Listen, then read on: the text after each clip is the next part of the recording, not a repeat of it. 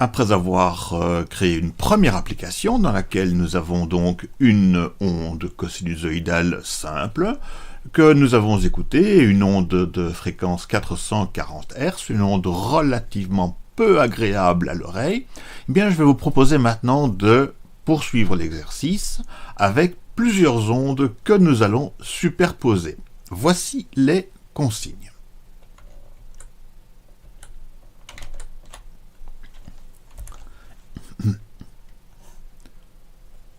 Voilà, je vous demande donc de créer selon le même principe que nous avons créé l'onde cosinusoïdale, donc simple, dans la première application. Cette fois-ci, je vous demande de créer 3 ondes.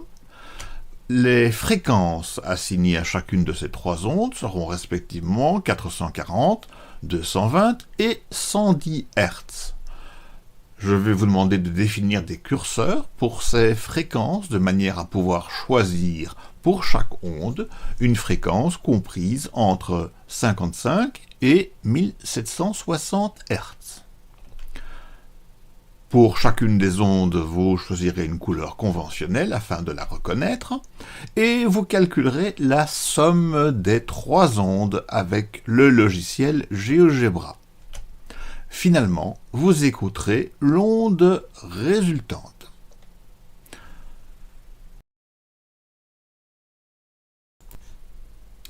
Donc voici le résultat final à obtenir. Nous avons donc maintenant 3 ondes, F, G et H, dont les fréquences sont guidées par les paramètres fréquence F, fréquence G et fréquence H, avec des curseurs si on le souhaite. Et nous allons pouvoir jouer le son avec cette fois-ci la fonction combinée qui est la fonction K. Avec une valeur minimum, on va prendre entre 0 et 10 secondes, disons. Et voilà le son obtenu.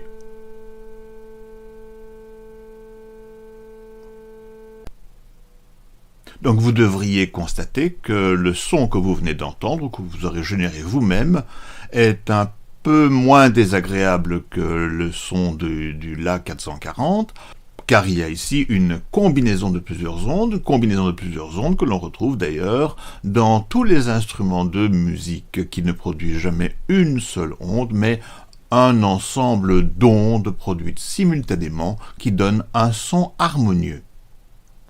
J'imagine que vous aviez quelque chose du même genre.